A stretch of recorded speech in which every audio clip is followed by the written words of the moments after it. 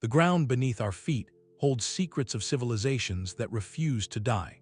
When catastrophic climate collapse turned their world to dust, these ancient peoples made a radical choice. They engineered vast hidden cities far below the surface. By the end of this journey, you will discover 25 subterranean megastructures that served as life-saving arks, revealing a forgotten blueprint for human survival. How did entire societies live for generations in complete darkness, and what ingenious systems kept them alive? What does our own future look like when we learn from those who mastered the art of vanishing underground? These life-saving arks were born from a world pushed to the breaking point. To understand the monumental choice to go underground, we must first grasp the sheer scale of the environmental collapse these societies endured. This was not a single bad season or even a decade of hardship. We are talking about planet-altering events that reshaped continents and redefined what survival meant. Picture a drought so severe it lasted not for years, but for centuries, where rivers that had flowed for generations simply vanished into the earth. Envision volcanic eruptions so colossal they filled the sky with ash, dimming the sun for decades and plunging the world into a prolonged winter where crops could not grow. Consider entire weather systems, like the life-giving monsoons, suddenly shifting their ancient paths, turning fertile valleys that fed millions into barren, windswept deserts within a human lifetime. From the high plains of Anatolia to the canyon lands of the American Southwest, thriving civilizations found themselves on the brink. The surface world, once a source of abundance, became a hostile and unforgiving place. This was the ultimate pressure cooker for innovation.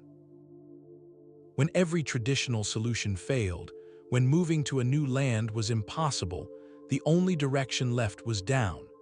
This profound environmental stress became the catalyst for humanity's most daring architectural revolution.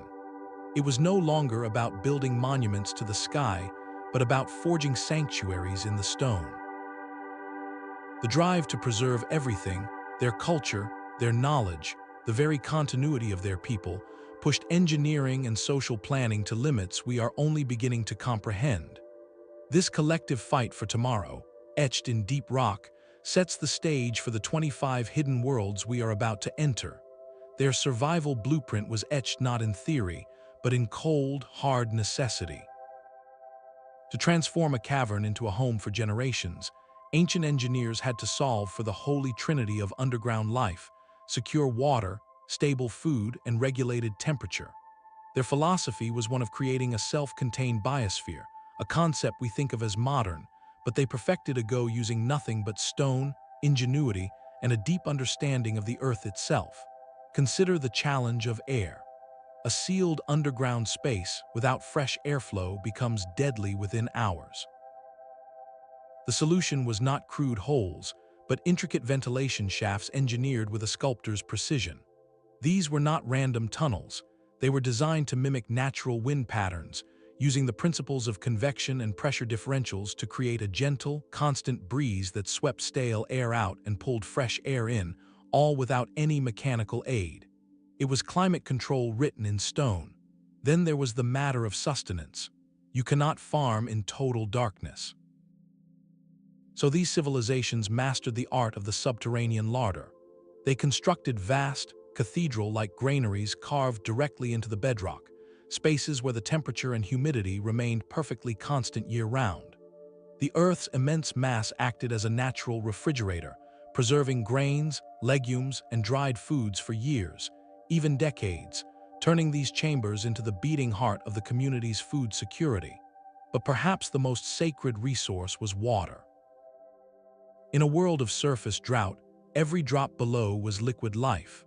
Engineers became hydrological geniuses, designing complex systems to capture, channel, and hoard water with religious fervor. They tapped into hidden aquifers with deep wells that felt like they reached the center of the earth. They carved intricate channels into cave ceilings to direct condensation into waiting cisterns. Some even constructed massive underground dams and filtration pools, creating pristine reservoirs that could sustain thousands, all hidden from the scorching sun. This was a philosophy of radical symbiosis with the geology. The earth was not just a place to hide, it was a living partner. Its stone was a fortress, its mass a thermal buffer against the extremes above, and its hidden veins the source of ultimate resilience.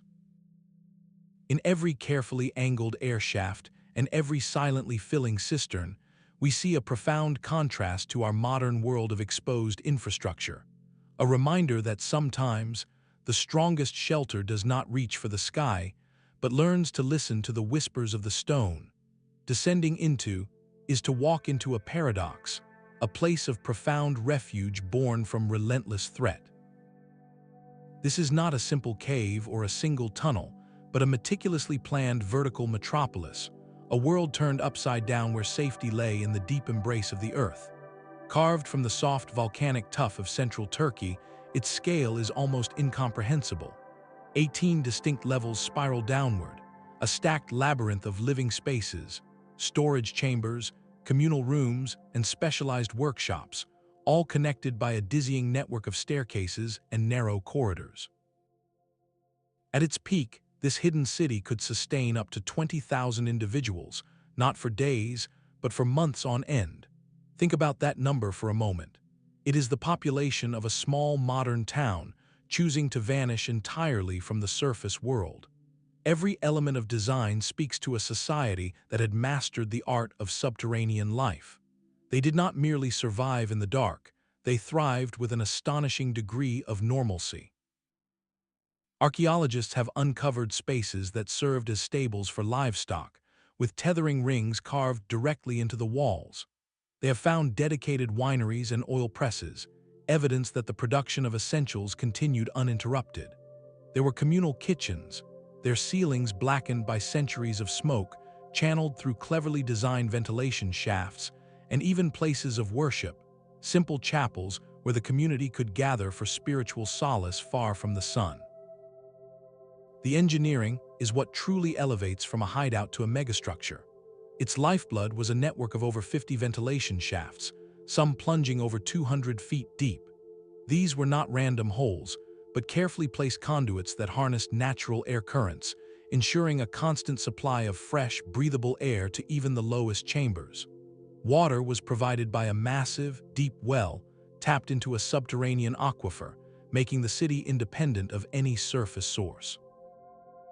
And then there were the doors, the city's ultimate security system. Throughout the complex, at key choke points, one finds massive, circular stone slabs, each weighing up to 1,000 pounds.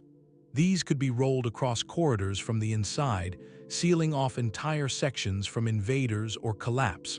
The origin of is layered in time, much like the city itself. While later used by early Christians fleeing persecution, its first chambers were likely carved by the Phrygians around the 8th century before the Common Era, a response to the dual pressures of invading armies and the region's extreme climate. It was expanded and refined over centuries by successive cultures, each adding their own layer to this deep archive of resilience. Stands as the definitive proof of concept. It demonstrates that with enough ingenuity and communal will, an entire civilization could not only retreat underground, but could maintain the complex, organized fabric of its society there, creating a hidden arc that carried the essence of a people through the most turbulent chapters of history. This was the blueprint, and as we will see, it was a blueprint and adapted in the most unexpected corners of the ancient world. Yet the blueprint for survival was not always about hiding people. Sometimes the genius lay in hiding the water itself. Across the vast, sun-baked plains of ancient Persia, engineers faced a paradox. How do you sustain a thriving civilization in a landscape where rivers are ghosts and the rain is a distant memory? Their answer was not a fortress, but a secret river, a megastructure so expansive and clever it wove itself into the very fabric of the earth. This was the Qanat, a masterpiece of hydrological patience that turned the desert green. Picture a gently sloping tunnel, just wide enough for a single person to crawl through, but stretching for an unimaginable 50 miles.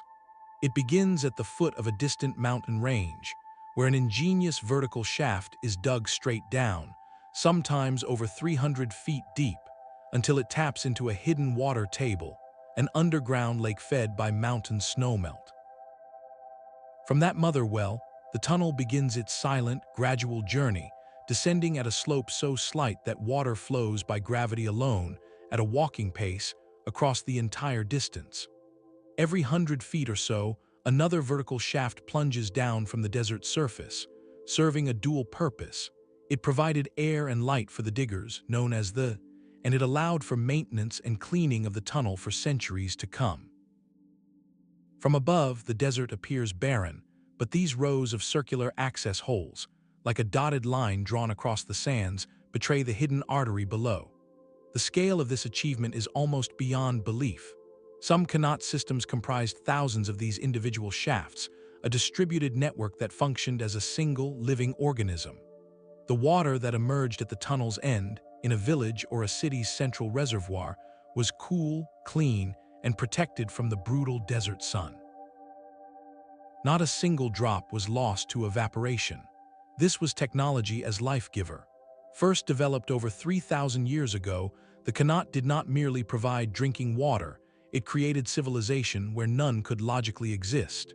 It enabled the planting of vast orchards and fields in the middle of the arid plateau, supporting cities that became centers of trade, art, and science. The Qanat was the ultimate act of climate foresight. It acknowledged a simple, harsh truth: the surface world was drying out. Rather than fighting this reality or fleeing from it, Persian engineers partnered with the deep earth, using its stable geology to bank a liquid future. This network was so vital that the laws governing its use and maintenance became some of the world's earliest and most sophisticated legal codes, because to disrupt a Qanat was to threaten the survival of an entire community. It was a megastructure not of stone walls, but of shared purpose, a testament to a society that looked at a relentless, thirsty horizon and decided to build its resilience not up, but patiently, brilliantly down. But survival in the dark required more than food and water. It demanded a way to hold a community together when the world above fell apart. On the sun-drenched island of Malta, a discovery was made that redefined what an underground refuge could be. Beneath a quiet street lies the Hypogeum of Hal, a three-level labyrinth carved from soft Globigerina limestone over 5,000 years ago. This makes it centuries older than the Great Pyramids of Giza, a relic from a time when metal tools were a rarity. The Hypogeum was a place of profound duality, part sanctuary, part resting place, a world where the boundaries between life and what comes after seemed to dissolve in the resonant dark. Its chambers, halls, and alcoves were meticulously shaped, some mimicking the temples that stood above ground, as if to bring the sacred architecture into the earth's womb. For the people who carved it, this was far more than a hiding spot, it was a spiritual fortress. What truly sets the Hypogeum apart and sends shivers down the spine of every researcher who enters is its sound. The entire complex is a precision-engineered instrument. The ancient builders did not just carve rooms, they sculpted acoustics. Specific chambers, like the famous Oracle Room, possess extraordinary sonic properties. A deep voice spoken in certain niches resonates through the stone, amplifying and transforming into a vibration that seems to come from everywhere and nowhere at once. It fills the space, a low-frequency hum that can be felt in the bones as much as heard by the ears. Research suggests these chambers are tuned to resonate at a frequency close to 110 Hz, a pitch that some studies indicate can alter brainwave patterns, potentially inducing states of calm or heightened awareness. This was no accident. It was acoustic architecture of the highest order. In a time of surface conflict or climate distress, when fear and uncertainty could fracture a community, the Hypogeum offered a powerful tool for unity. Imagine a leader or a shaman's voice, and by the very earth, delivering assurances or rituals in an awe-inspiring, omnipresent tone. The shared, visceral experience of that sound in the total darkness would have been a potent force, binding people together in a collective, almost transcendental state. Here, the megastructure provided psychological and spiritual shelter as critical as physical protection. It used the rock not just as a barrier against threat, but as a medium to shape human consciousness, to foster resilience through shared experience and ritual. The Hypogeum stands as a testament that for these ancient societies, survival was a holistic endeavor. To endure a collapse, you had to preserve the body, but you also had to fortify the mind and the spirit, using every tool, even the mysterious physics of sound echoing in a hand-carved chamber, to remind a people who they were, even when the world above forgot them. Deep within the jungles of Belize, a different kind of underground world comes into focus, one where survival was negotiated not just with engineering, but with the gods themselves. To reach the cave of the crystal sepulchre, you must swim through an entrance pool, wade against a flowing river in total darkness, and climb through chambers glittering with natural formations. This was not a city for the living, but a cathedral for the desperate. During the 9th century, as the great Maya civilization faced a perfect storm of prolonged drought and political fracturing, their world was unraveling. The life-giving rains failed, crops withered, and the social order that had sustained magnificent cities like Tikal and began to crumble. In this crisis, the Maya did not just seek physical shelter, they embarked on a profound spiritual descent, journeying into the very mouth of the feared underworld to plead for a reversal of fate. The cave became a megastructure of faith. Its chambers were transformed into ritual spaces. Archaeologists have found vast, cathedral-like rooms where ceremonies echoed against stone walls, and narrow passages lined with pottery vessels, some still holding the residue of offerings made over 1,000 years ago. These were not hidden stores of grain, but vessels for food, drink, and other precious items given to the deities. Most striking are the altars and the natural formations that became focal points for ceremony. In one chamber, a massive stalagmite resembles a fearsome face, likely seen as an embodiment of a rain god or an underworld lord. Here, in the flickering light of torches, rituals were performed that scholars believe were meant to summon the god of life-giving rain. The psychological dimension of this place is profound. For the Maya, caves were not just holes in the ground, they were portals to the places of immense power and danger. By entering this sacred, treacherous space and performing ceremonies of such scale, they were attempting to directly manipulate the cosmic order. They were using the most powerful leverage they believed they had, their own rituals and sacrifices, to confront the climate collapse head-on. The cave's most solemn evidence includes the carefully placed remains of individuals, interred within the cavern over generations. These are not signs of conflict, but of profound reverence and petition. Researchers interpret this as part of the ritual dialogue with the underworld, a permanent offering from the community to the powers that controlled the weather. Represents a survival strategy written in spiritual language. When the engineering of canals and terraces could no longer hold back the drought, the society turned to the ultimate engineering of belief. They constructed a ritual landscape deep within the earth, a megastructure designed not to house bodies, but to redirect destiny, proving that in the face of collapse, the human will to survive can express itself in the most sacred and haunting of ways. The story of subterranean survival is not always one of abrupt crisis, but sometimes of slow, brilliant adaptation. In the sun-scorched hills of southern Italy, an entire city did not retreat into the earth. It grew from it organically over. This is a breathtaking urban landscape where the line between natural cave and human home is utterly blurred.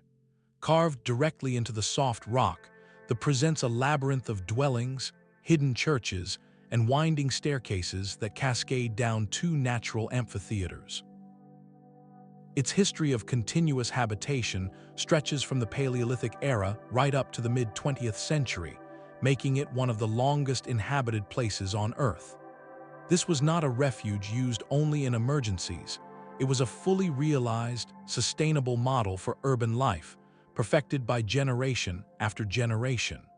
The genius of the lies in its seamless integration with the local climate. The region is known for harsh, hot summers and chilly, damp winters, punctuated by periods of severe drought. The thick rock walls of the cave dwellings provided a perfect solution, acting as a massive thermal buffer. In summer, the stone remained deliciously cool, a natural respite from the blazing sun. In winter, it slowly released the heat absorbed during the day, keeping interiors warm. This was passive climate control engineered by geology itself, requiring no energy beyond the initial labor of carving. But the true lifeline was its water. In a land where surface water was scarce, every drop of rain was considered sacred. The entire city was designed as a colossal water harvesting machine. Elaborate systems of channels were cut into rooftops and streets, all funneling precious rainwater into deep, bell-shaped cisterns carved directly beneath the homes and public squares.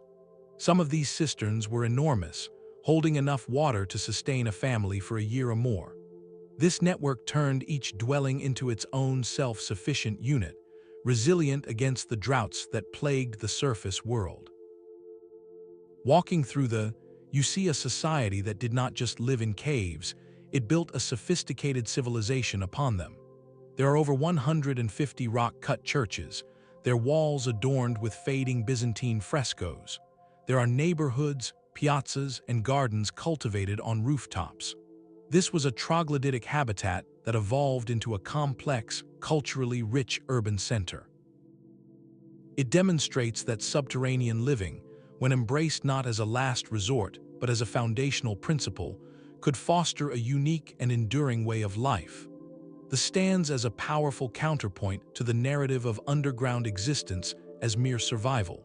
Here, it became an art form, a sustainable architecture that whispered of a profound harmony between human need and the enduring body of the earth. Yet the most startling proof of this ancient logic lies not in a distant past, but beneath a modern metropolis. Deep under the bustling streets of Beijing, a forgotten city sleeps. Known as this is a 20th century megastructure built with an age-old purpose, survival. Constructed primarily during the 1960s and 70s, at the height of Cold War tensions, its scale is staggering. A labyrinth of tunnels and reinforced rooms stretching for miles, designed to shelter up to 6 million people from a threat unimaginable to the ancients, nuclear fallout. Within its concrete arteries, planners included not just bunkers, but the full infrastructure of a society, hospitals, schools, granaries, theaters, and even a roller skating rink. It was a bold, modern attempt to ensure the continuity of an entire capital city by literally sinking it into the earth. But to call merely a modern project misses its deeper lineage. This vast network is a direct philosophical descendant of the survival blueprints we have been exploring. It echoes a practice etched into the very soil of northern China for the carving of or cave dwellings into the soft, less plateau. For centuries, communities there built their homes horizontally into the cliffs, creating spaces that were naturally insulated against bitter winters and scorching summers, and that offered protection from the region's fierce dust storms. These were not crude holes, but comfortable, elegant residences that demonstrated a sophisticated understanding of living in harmony with the geology, translated that ancient, climate-driven wisdom into the language of modern geopolitics. The same earth that once shielded families from dust storms and temperature extremes was now seen as the only possible shield against a new kind of apocalypse. The parallel is profound.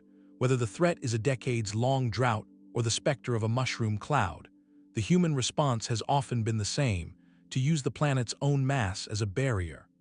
This hidden city beneath Beijing shows that the impulse to go underground is not a relic, but a persistent thread woven through our history.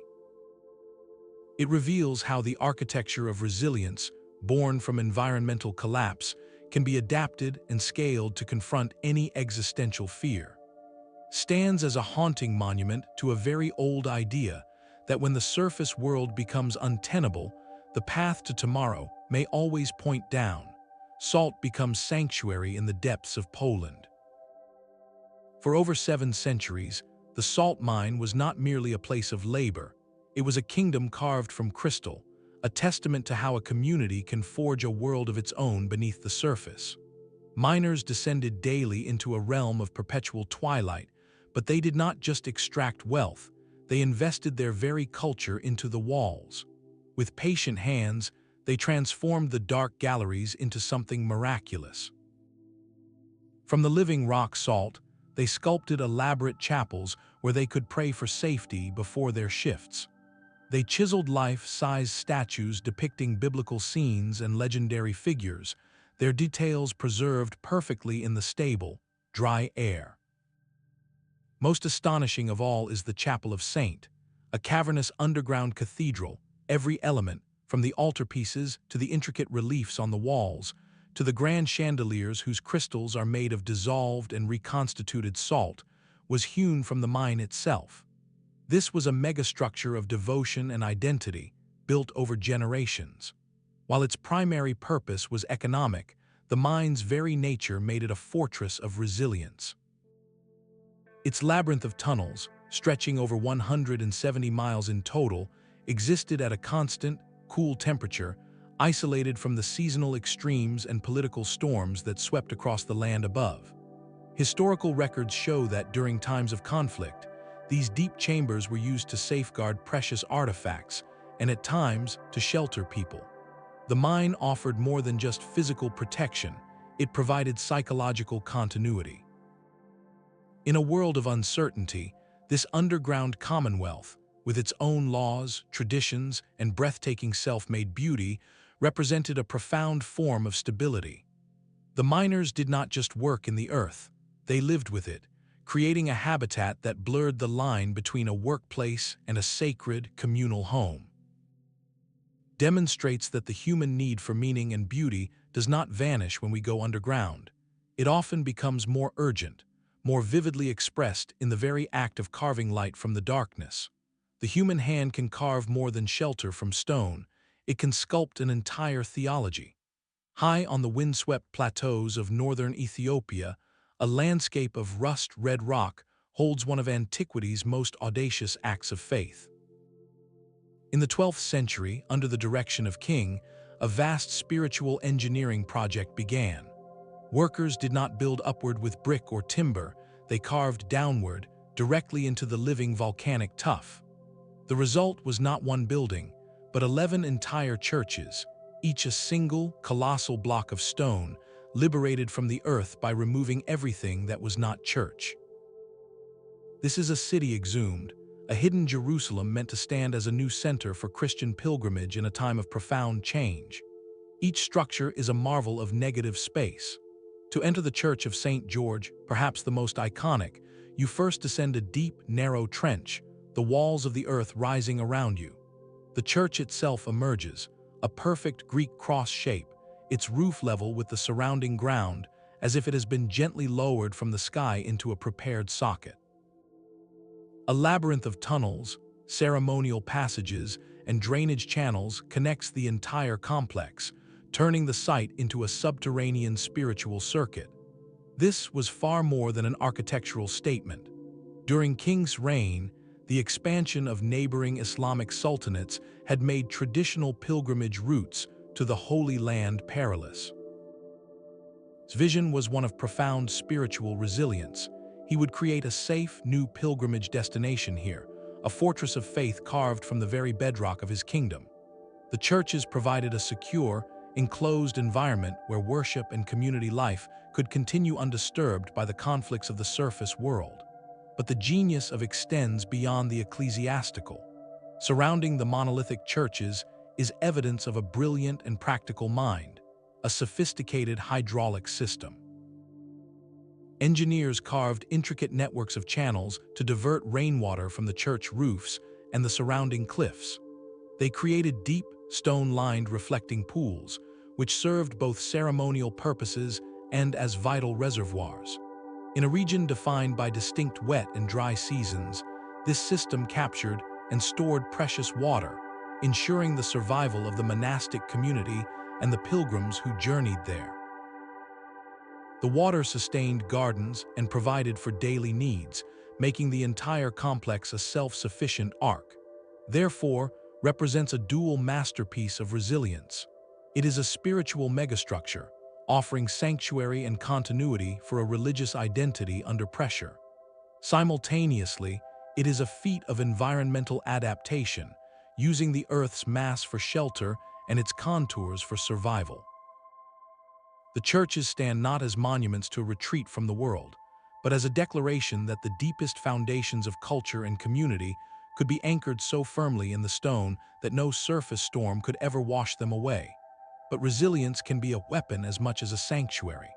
The dense jungles of Vietnam conceal one of the most intricate and demanding subterranean systems ever devised. The Khai tunnels are not a refuge from climate, but from a different kind of existential threat. This sprawling network, a city beneath the battlefield, stretches for over 120 miles of hand-dug passages. Its construction was a monumental feat of endurance, carried out over decades with simple tools and immense sacrifice. The tunnels were far more than just hiding places. They were a complete, functional society operating in total secrecy. There were cramped but organized living quarters where soldiers rested, hidden hospitals where complex surgeries were performed by candlelight, and even small workshops that served as weapon factories, repairing arms and crafting improvised explosives. Command centers, buried deep below the jungle floor, directed operations with a security that surface headquarters could never achieve. Every element was engineered for a single brutal purpose: to withstand overwhelming force. Entrances were camouflaged with such cunning that they could be hidden beneath a termite mound, a cooking hearth, or even under a water-filled latrine.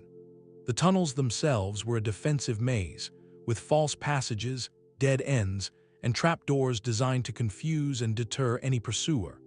Ventilation was provided by discreetly placed shafts, often concealed near termite hills, whose natural air currents helped disperse the scent of human habitation. Water was collected in hidden cisterns, and supplies were stored in secret chambers. While this is a 20th century creation born of modern conflict, the underlying strategy echoes the ancient logic we have seen for, when faced with a more powerful adversary, the Earth itself becomes the ultimate fortress. The psychological dimension of life in the Khai tunnels is almost beyond comprehension.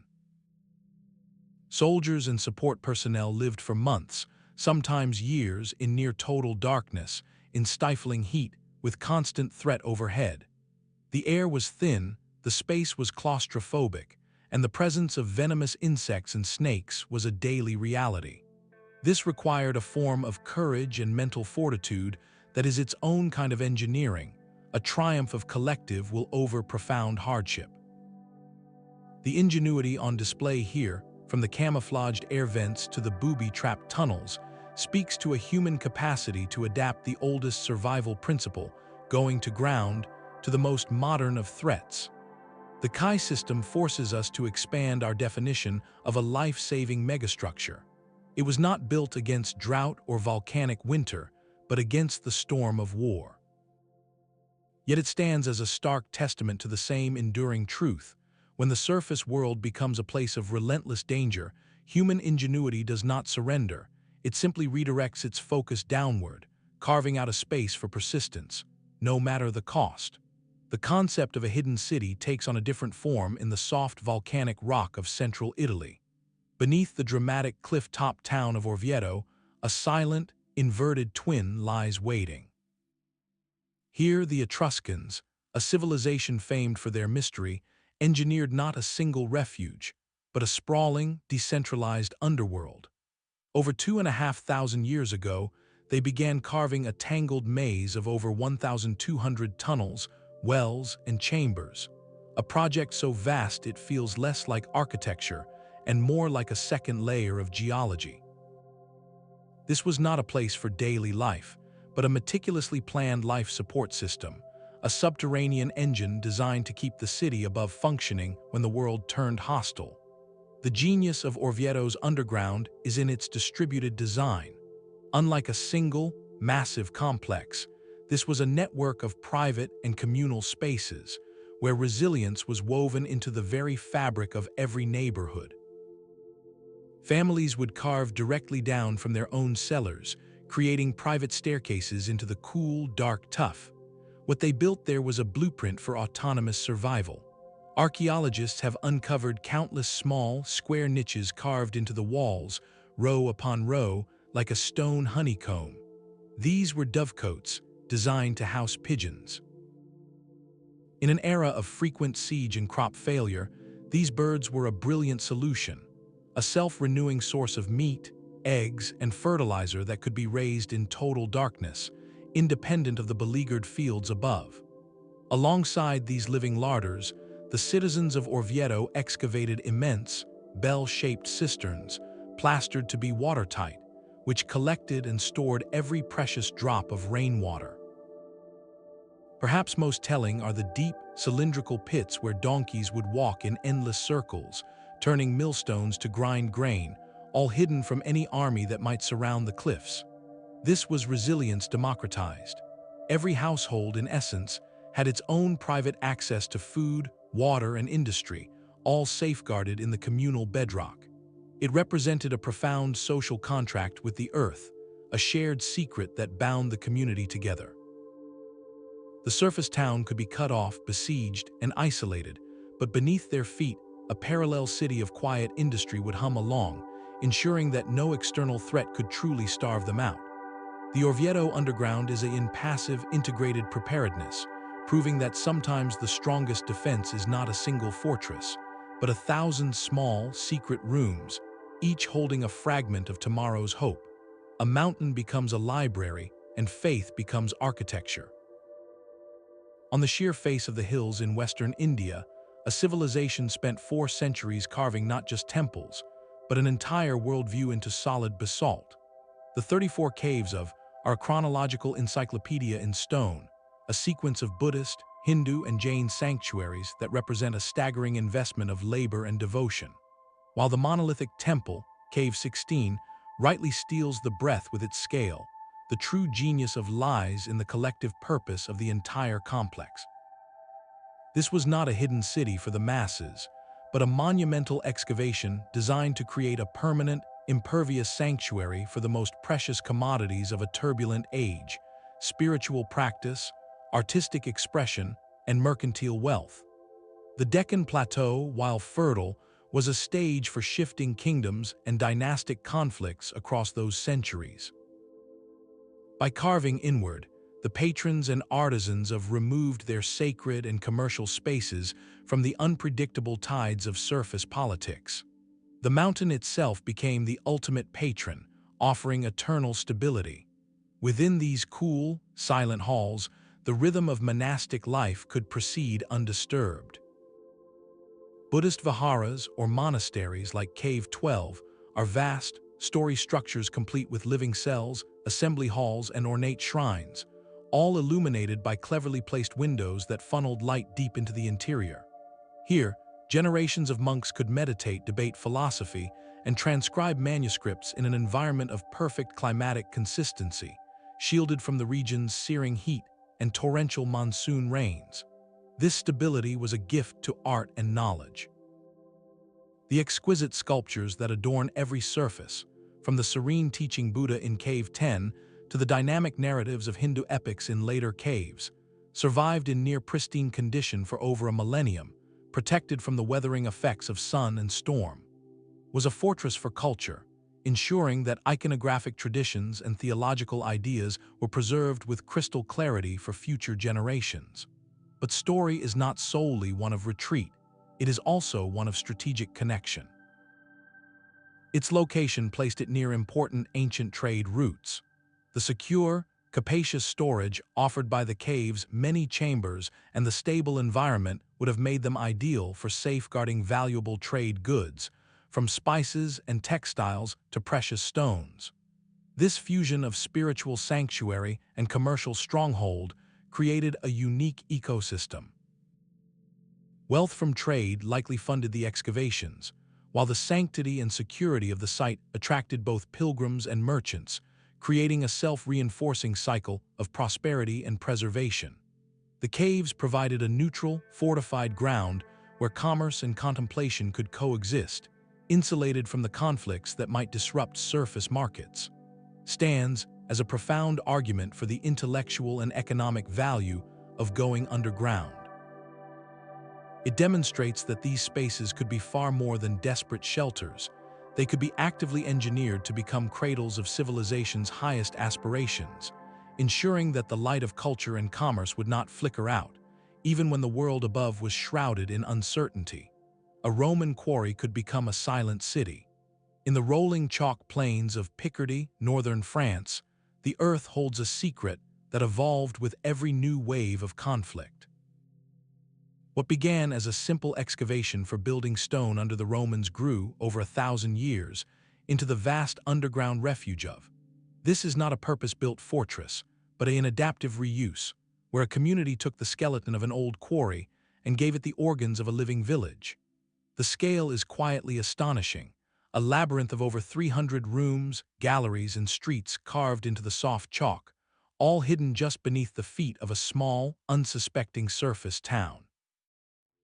At its peak, this hidden annex could shelter as many as 3,000 individuals, an entire population choosing to vanish from sight.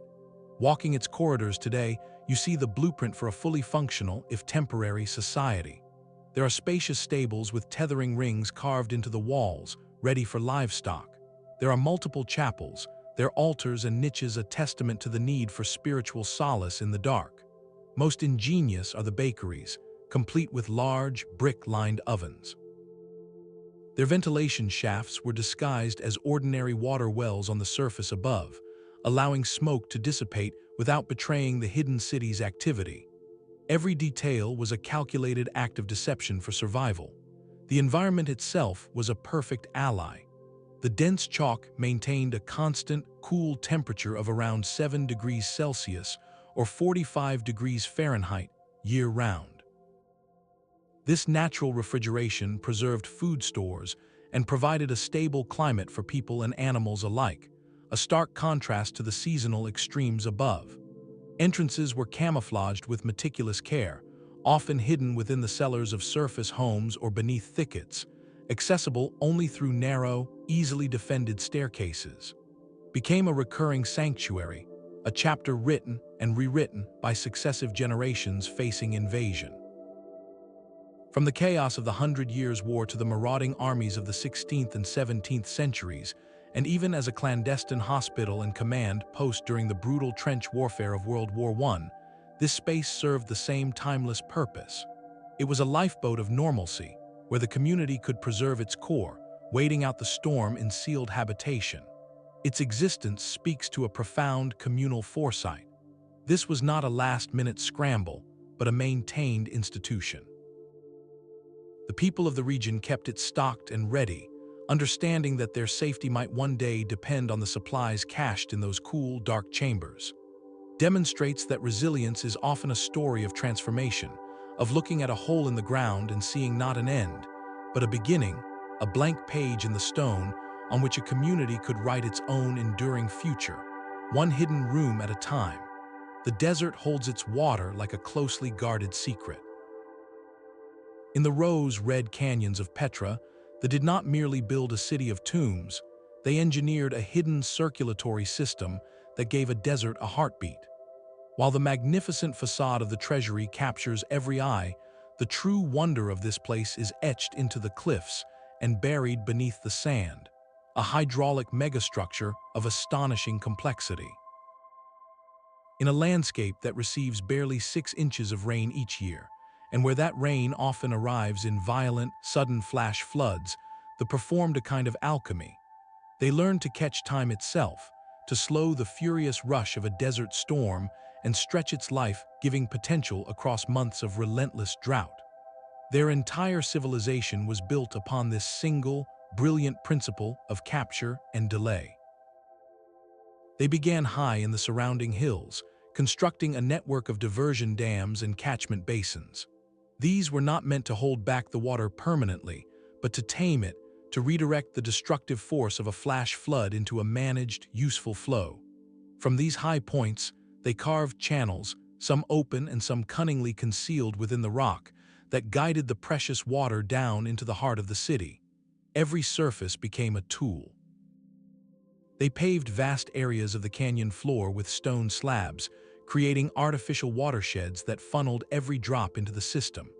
They lined the cliffs with intricate gutters that captured runoff from vertical faces. But the true genius lay in storage. They carved over 200 cisterns directly into the solid rock.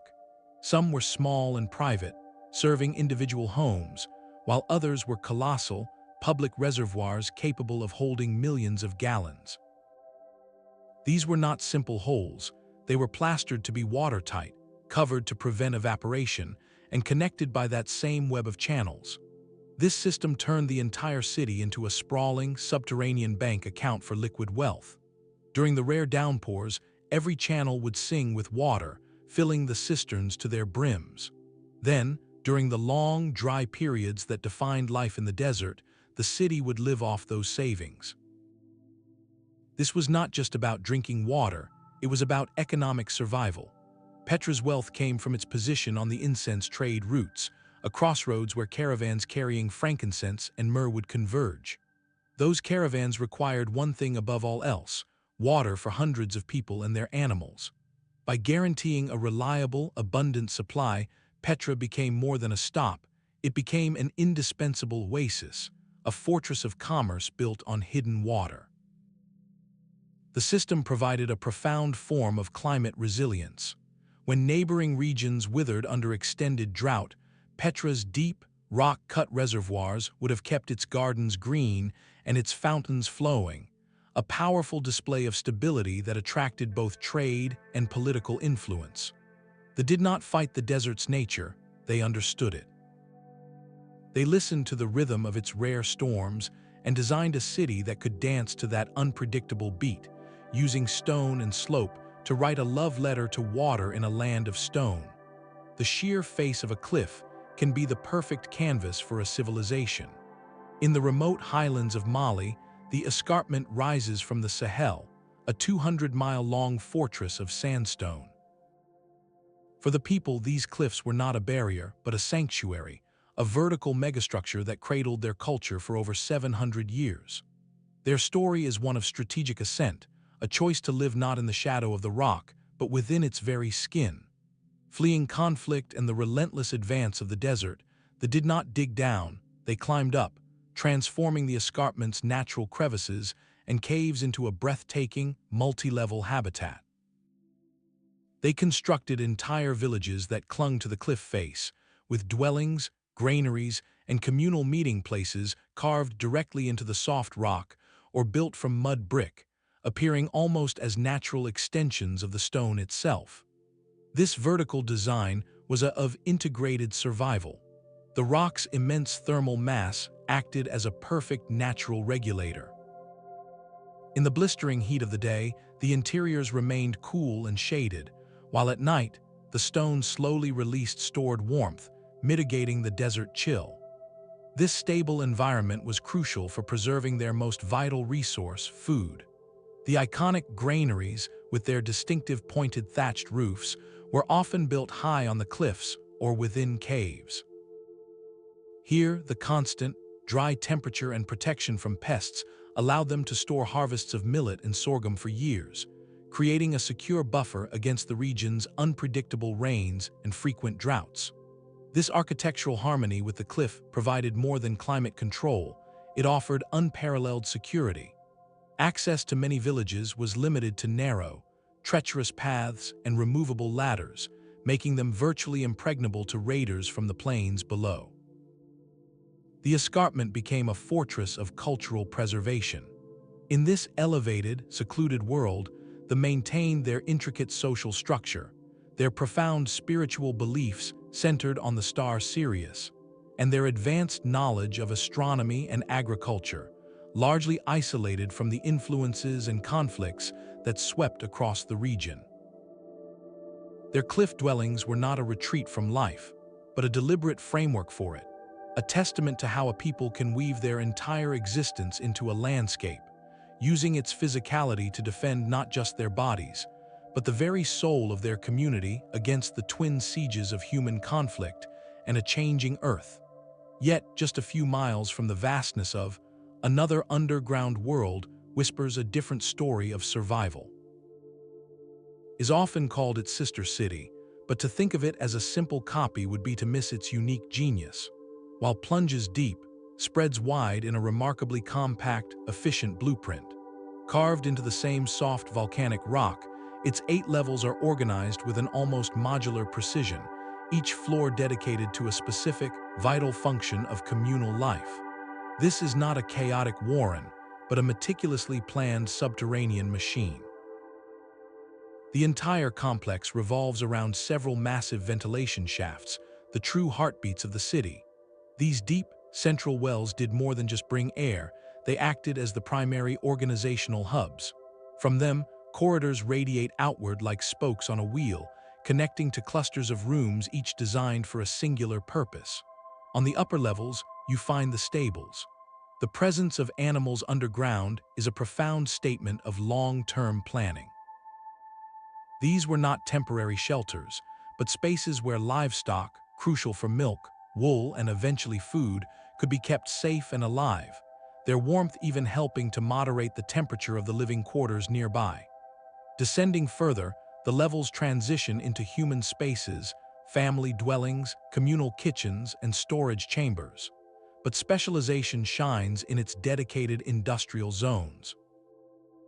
Archaeologists have identified clear areas for winemaking, with carved treading vats and fermentation jars still in place, and for the production of olive oil. This zoning reveals a community that did not just hide, it maintained a complex economy in the dark. Work had a designated place, worship had its own chapels with simple crosses carved into the walls, and storage was systematic. This efficient layout suggests a society that had rehearsed this retreat, that had turned the emergency protocol of going underground into a well-oiled routine. The existence of so close to sparks a compelling question. Were they rivals or partners? The evidence points to something far more strategic, a regional network of resilience. Across Cappadocia, over 200 underground settlements have been identified, large and small. They are not isolated arcs, but nodes in a distributed system. In times of extreme threat, populations could disperse among these refuges, no single site becoming overwhelmed. They might even have been connected by hidden communication routes or shared knowledge of secret passages. This transforms our understanding from singular marvels to an interconnected landscape of preparedness. With its efficient, specialized design, shows that ancient civil defense was not a one-size-fits-all solution. It was a scalable, adaptable philosophy, where every community carved its own answer into the stone, yet all were united by the same foundational truth, that their future depended on the organized, deliberate life they could build in the quiet world below. The story of hidden tunnels is not confined to ancient deserts or wartime jungles. Beneath the quiet, windswept streets of Moose Jaw, Saskatchewan, lies a network that tells a more recent, but no less compelling, tale of survival. Originally carved in the late 19th century to house steam pipes for downtown buildings, these utilitarian passages soon took on a second, secret life.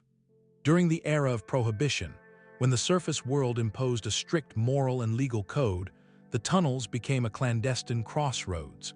They transformed into speakeasies, gambling halls, and smuggling routes, a hidden economy flourishing just out of sight of the authorities. This was the underground as a valve for social pressure, a space where the rules of the world above could be quietly, temporarily suspended.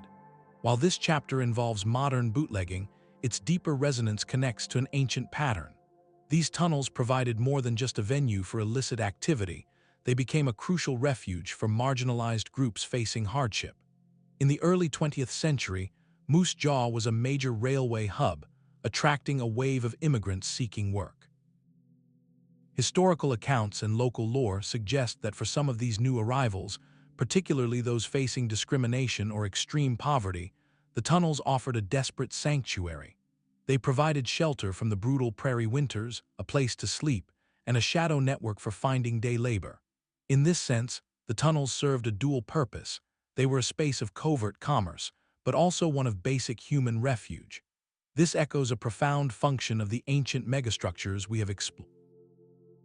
While we marvel at their engineering, we must also consider their social dimension.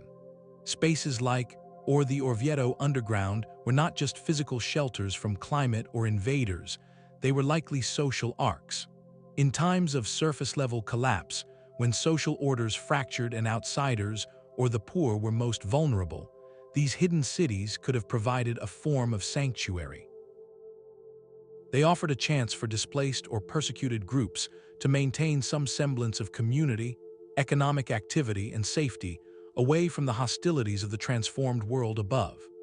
The Moose Jaw tunnels, though on a smaller scale and born of a different kind of prohibition, remind us that the human need to carve out spaces of autonomy and safety below ground is a thread that connects the bootlegger to the Byzantine monk, the struggling immigrant to the ancient farmer fleeing drought.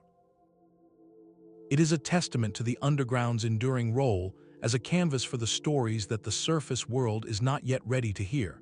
17 stories beneath the desert sun lies a staircase to another world.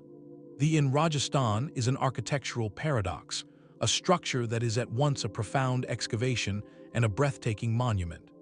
Built in the 9th century, this is not a hidden city, but a cathedral dedicated to water itself.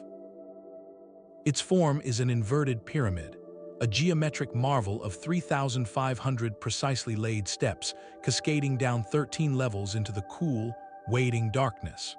This staggering descent creates a visual rhythm so hypnotic it feels less like engineering and more like a meditation carved in stone. But every single step served a ruthless, vital logic. In the relentless heat of the desert, where drought was a constant specter, water was not just a resource, it was a deity to be courted, captured, and cherished. The stepwell's genius was in its layered functionality. Its staggering depth, plunging 100 feet down, tapped into lower, more reliable groundwater tables, reaching for reserves that shallow wells could never touch. This depth created a natural refrigerator, the Earth's mass keeping the precious water dozens of degrees cooler than the scorching surface air. The cascading staircases, meanwhile, served a brilliant dual purpose. They provided access for hundreds of people to collect water simultaneously, turning a daily chore into a social ritual. More importantly, they maximized the water's surface area for collection. During the region's brief, intense monsoon rains, every step became a catchment, channeling torrents into the central reservoir with breathtaking efficiency. Evaporation, the great thief in a desert climate, was minimized by the well's sheltered depth and the constant shade provided by its own towering walls. Represents water storage elevated to a civic art form. It was a public utility sculpted into a place of awe. Communities did not just come here to draw water, they came to gather in the cool respite of its lower galleries, to socialize, and to participate in ceremonies that honored the life-giving element. The ornate pavilions and carved niches that adorn its sides are not mere decoration. They are testaments to the cultural centrality of this resource. This was a megastructure that acknowledged a simple, profound truth. Survival in a harsh climate required more than just technical skill. It required a communal heart. The well bound people together around their shared vulnerability and their collective ingenuity. It stood as a permanent, stunning rebuttal to the desert's aridity, a declaration that a society could not only endure but could create profound beauty from the very act of securing its future, one careful step at a time. The relentless sun of the Australian outback forged a modern echo of an ancient solution. In the remote town of, where summer temperatures routinely soar past 40 degrees Celsius, life retreats from the searing surface into the cool, silent earth. Here, homes are not built, they are excavated. Known locally as dugouts, these dwellings are carved directly into the soft sandstone hillsides, often within the labyrinth of abandoned opal mines that first drew people to this stark landscape.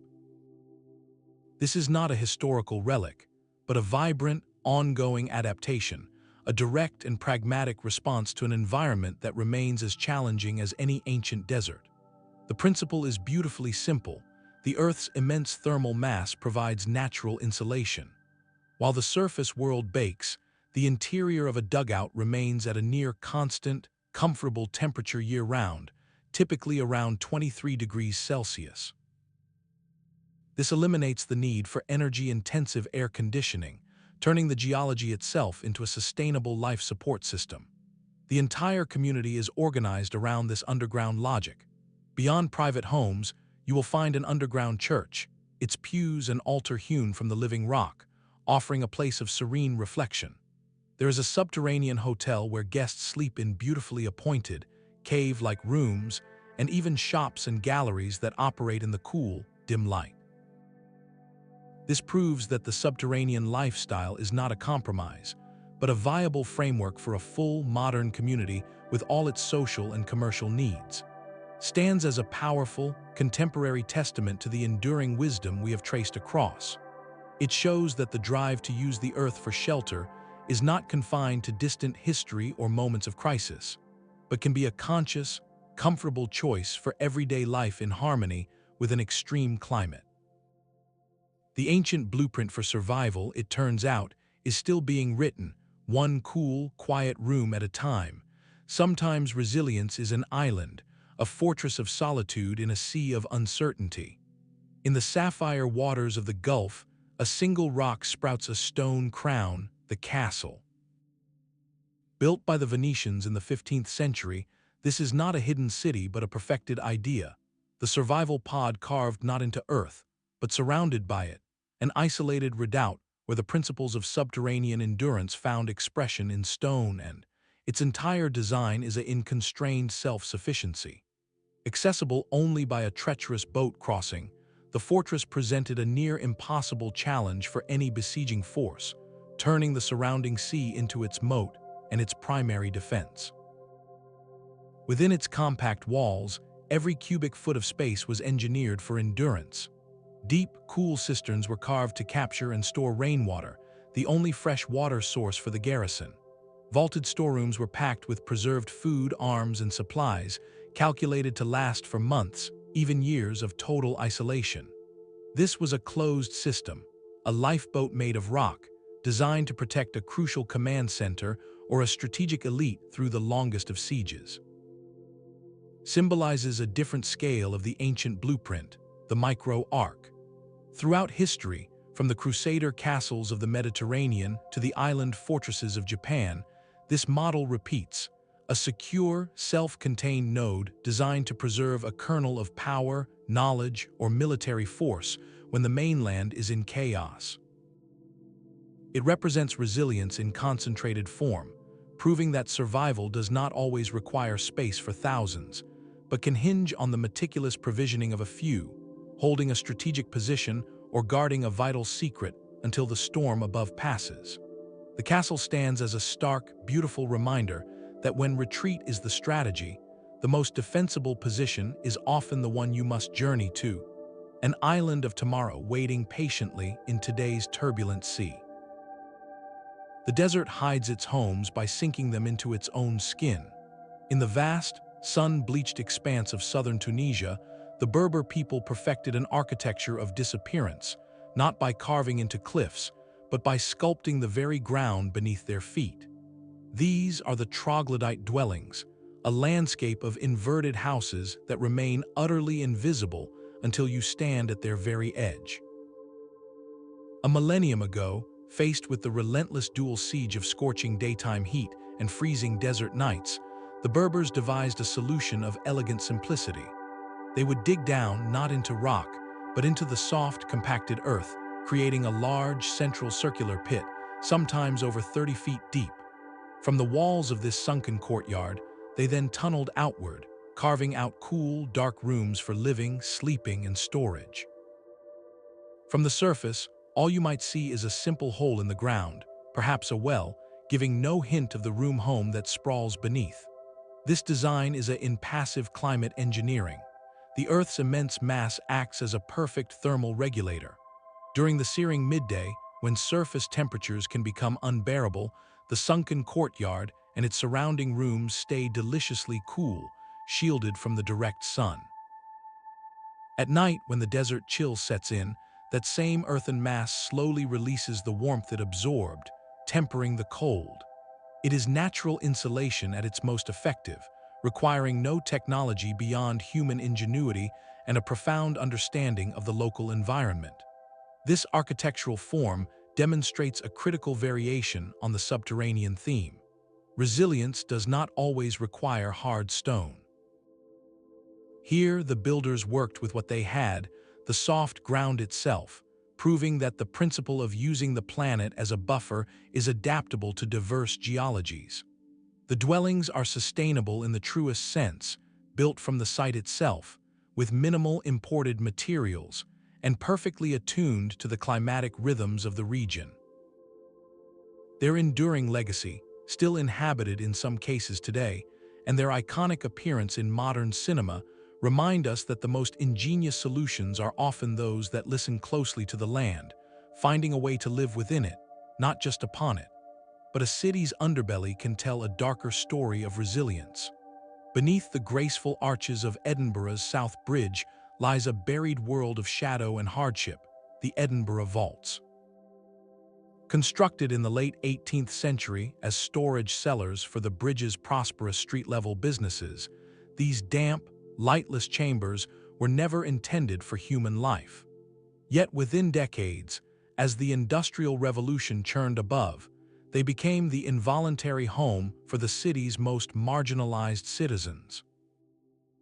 This is the underground not as a planned arc, but as a societal pressure valve, a space where people were pushed not by climate, but by a collapse of economic opportunity and social compassion.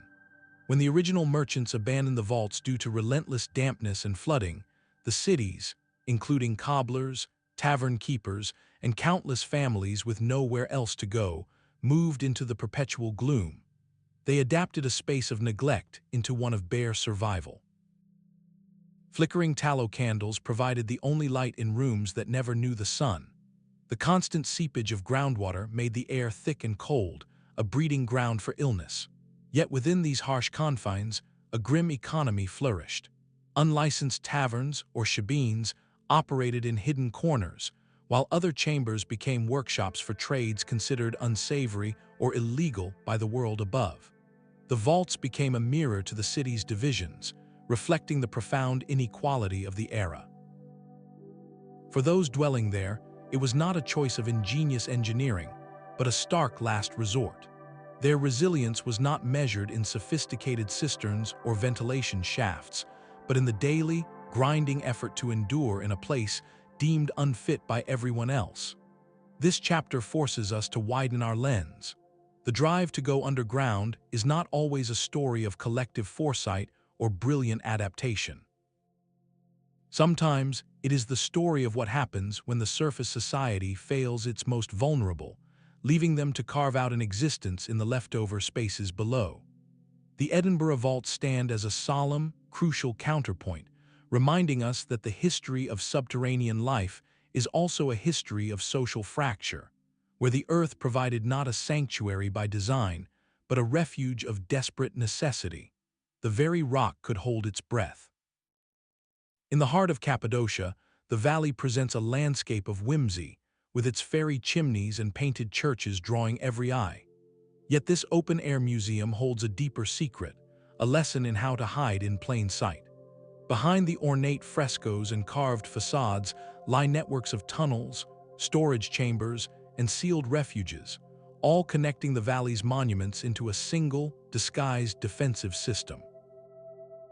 For the Byzantine monks and communities who lived here, faith was practiced in the light, but survival was planned for the dark. Their greatest architectural achievement was not what they built, but what they concealed. A simple hermit's cell might have a back wall that slid away, revealing a passage descending into a granary stocked for a siege. A church altar could be the clever cover for a shaft leading to a water cistern below. The entrances to these spaces were masterpieces of camouflage, designed to be indistinguishable from the natural rock. A doorway might be plastered and painted to look like a continuation of the cliff face, or a ventilation shaft disguised as a natural fissure in the stone. This was a landscape playing a perpetual, silent game of hide and seek, where the stakes were the preservation of a community and its way of life. The strategy was one of layered deception. To any passing army or raiding party, appeared as a collection of beautiful but vulnerable surface dwellings. The true strength of the settlement, its food, its water, and its people, could be withdrawn in moments into a labyrinth that simply vanished. This principle of is the silent thread running through countless subterranean megastructures. Whether it was the camouflaged trapdoors of the Kai tunnels, the hidden wells of, or the rolling stone doors of, success depended not just on being underground, but on being utterly forgotten by the world above. The goal was to become a ghost in the stone, to erase all trace of your presence so completely that the threat would pass by, unaware it was walking over an entire city. This required a discipline of secrecy that must have permeated the entire culture, where children learned from birth which wall was not a wall, and which rock was not a rock. It speaks to a mindset that understood survival as a form of art, the art of becoming invisible while remaining fully, vibrantly alive.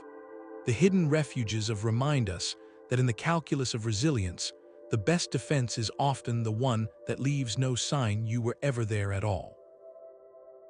Beneath the shifting sands of the desert, a forgotten metropolis banked its future in the cool, dark earth. The ancient oasis of Merv was a glittering jewel on the Silk Road, a crossroads where spices, silks, and ideas flowed between continents. Yet its survival in one of the world's most arid landscapes depended on a hidden twin city, a subsurface world of tunnels and chambers that made the dazzling surface trade possible. Here, engineers constructed an extensive network of underground canals that acted like the Qanats of Persia, tapping into distant aquifers to guide a silent, life-giving river directly into the heart of the city. This water was the city's absolute currency, but the genius of Merv extended beyond simply bringing it in. The people learned to build around it, using the Earth's constant temperature to create a perfect environment for preservation and comfort. Archaeologists have uncovered countless underground rooms carved directly into the dry soil, spaces that functioned as natural refrigerators and tranquil living quarters. In the relentless desert heat, where surface temperatures could become unbearable, these subterranean chambers offered a sanctuary of cool, stable air. They became ideal storage for the very goods that fueled Merv's wealth, perishable treasures like fruits, nuts, and delicate fabrics that would have spoiled under the scorching sun. This created a seamless economic engine. Goods arrived via caravan, were protected and stored in the city's earthen basement, and then traded in the shaded courtyards above. The underground dwellings were not a sign of poverty or retreat, but of sophisticated climate adaptation. They allowed daily life, from craftwork to family rest, to continue comfortably, decoupled from the extreme rhythms of the desert surface. This split-level design meant the city never truly slept. Commerce and culture could pulse along in the cool dimness below while the sun beat down on the empty streets above. Merv's hidden architecture reveals a fundamental truth for Silk Road hubs. Prosperity was not just about location, it was about creating a layered existence. By sinking their essential functions into the ground, they built a buffer against the environment, ensuring that the flow of ideas and wealth could continue uninterrupted, season after season, in a land that offered no mercy to the unprepared. Sandstone holds the memory of a city's many lives. Beneath the modern streets of Nottingham lies a forgotten underworld, a sprawling maze of over 500 caves carved by hand into the soft, workable rock. This is not a single megastructure with one grand purpose, but a palimpsest of survival, where each generation inscribed its own urgent needs into the walls, then passed the space on. For over 1,000 years, these cool, dark chambers have been perpetually reinvented, serving as the city's hidden workshop, its secret cellar, and its silent sanctuary. In the medieval era, the caves provided the perfect environment for industries that required stable conditions. The constant, cool temperature, hovering around 12 degrees Celsius year-round, made them ideal for the delicate art of brewing ale, as the fermentation process could be carefully controlled away from the sun's heat.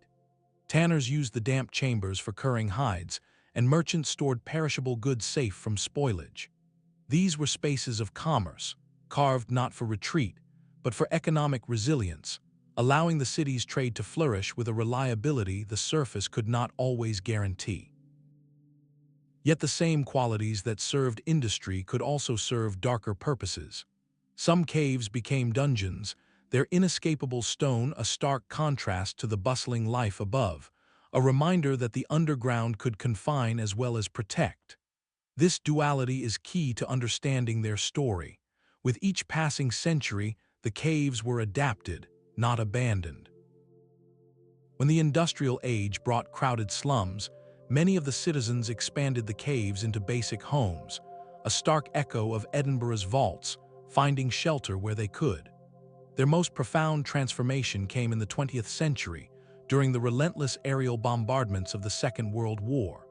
The city, recognizing the enduring strength of its own foundations, converted extensive sections of the cave network into official air raid shelters. The same sandstone that once stored beer barrels now protected families, its ancient silence broken by the distant thunder of falling bombs. This continuous cycle of use, from medieval brewery to wartime refuge, reveals a powerful truth about subterranean spaces. Their value is not fixed, it is fluid. A cave is a blank slate upon which a community projects its most pressing fears and necessities. The Nottingham Caves demonstrate that true resilience is not just about building a strong shelter, but about maintaining the social knowledge and flexibility to reimagine that shelter for every new crisis. They are a physical archive of human adaptation, a network that whispers how the same stones can first age a fine ale, then save a life, proving that the most enduring refuge is the one that can quietly change its purpose with the times. Even the most profound darkness can hold its own gentle stars. In the lush, green hills of New Zealand's North Island, the glowworm caves present a final, breathtaking archetype, a sanctuary not carved by human hands, but gifted by the patient work of water and time. Over millions of years, acidic rainwater seeped through limestone, dissolving the rock grain by grain to create a vast, cathedral-like network of chambers and underground rivers. For early, these caves were far more than a geological wonder. They were a natural megastructure of immense practical and spiritual value. In a landscape of dense forest and variable climate, the caves offered immediate, reliable shelter from storms and a constant source of pristine water from the subterranean streams. This represents the most primal form of the blueprint we have traced, the intuitive seeking out of the earth's ready-made embrace. Long before the first chisel struck stone in Cappadocia or Persia, humans were finding resilience in the hollows and caverns the planet provided. The caves required no engineering, only adaptation, a testament to our ancient ability to read a landscape and identify its most protective folds. Yet adds a dimension of pure, natural magic that transforms it from a simple refuge into a place of deep metaphor. On the ceilings of the darkest chambers, thousands of tiny glowworms, the larvae of a unique fungus gnat, emit a soft, blue-green bioluminescent light. To float in silence on the black water, looking up at this starry firmament woven from living light, is to experience one of nature's most profound statements. In the context of our journey through hidden cities, this celestial display becomes a powerful symbol. It speaks to the human capacity to find illumination, hope, and even breathtaking beauty in the deepest, most sheltered places. The glowworms are a natural parable for the communities who thrived underground. They created their own light, their own culture, and their own sense of wonder, not in spite of the darkness, but because of the safety it provided. This natural sanctuary brings our exploration full circle. It reminds us that the drive to seek shelter below is woven into our very bones, a fundamental response to a threatening world. From the instinct to utilize a wading cave to the monumental effort of carving a metropolis from bedrock, The impulse is the same, to partner with the planet's mass to ensure continuity. The silent, star-lit rivers of whisper that sometimes the most resilient ark is not built, but found, a ready-made cathedral where the stone itself holds the light. From the starry silence of, to the echoing chapels of, a single blueprint for survival emerges, written in stone across the world. These are not isolated marvels, but variations on a profound human theme, a set of universal principles forged in the crucible of collapse. The first and most vital thread is the mastery of the life triad. Every enduring underground society, regardless of era or continent, solved the same three puzzles. They learned to breathe in the dark, to hoard every drop of water, and to make time stand still for their food. The intricate ventilation shafts of Cappadocia, the silent Qanat rivers of Persia, and the cool, constant granaries of all speak to this negotiable truth. Survival was a precise science of airflow, condensation, and thermal mass. The second pattern is one of partnership, not domination. These megastructures were rarely built from scratch in hostile rock. Instead, they were brilliant expansions of what the Earth already offered. Builders sought out soft volcanic tuff, workable limestone, or stable sandstone. They followed natural fissures, enlarged existing caves, and listened to the geology, using its inherent properties as the foundation for their ingenuity. This was architecture in conversation with the planet, a dialogue that used locally available tools and a deep, generational understanding of the local stone. Perhaps the most socially revealing pattern is the role these spaces played as great equalizers.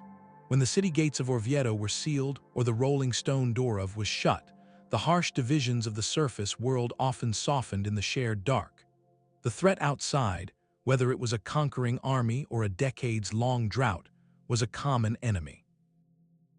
In that pressurized environment, the collective project of survival could temporarily flatten social hierarchies. The noble and the artisan, the merchant and the farmer, all depended on the same air shaft, drank from the same cistern, and shared the fate of their hidden ark. This required a staggering degree of communal will and long-term thinking. Carving a city by hand is the work of generations, a project begun by grandparents for they would never meet.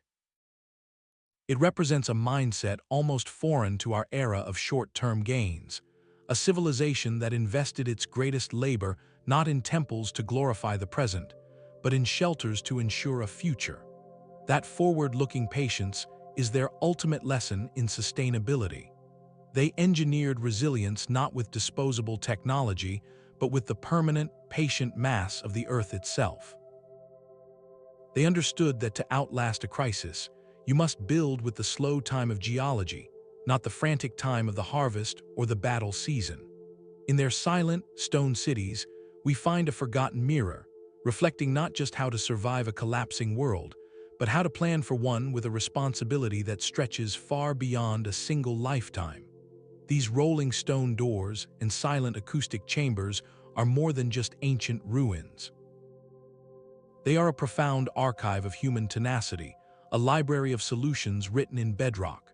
For 25 different civilizations spread across continents, and the answer to existential crisis was the same: go down. They teach us that when the surface world became inhospitable, our ancestors did not simply vanish. They innovated. They transformed the very source of their peril, the unyielding earth, into a womb for their continued existence. This was not a retreat in defeat, but a strategic repositioning for survival. It was a radical partnership with the planet, using its mass as a thermal buffer, its hidden aquifers as a lifeblood, and its silent darkness as a canvas for preserving culture. As we now face our own era of environmental uncertainty, these hidden cities offer a quiet, powerful lesson. Our modern impulse is often to dominate, to build higher walls against rising seas, or create vast machines to cool a warming atmosphere. But the ancient blueprint suggests a different path. True resilience may lie not in a head-on battle against the elements, but in a deeper, more humble adaptation. It invites us to work with nature's logic, not against it, to find solutions that are sustainable because they are symbiotic.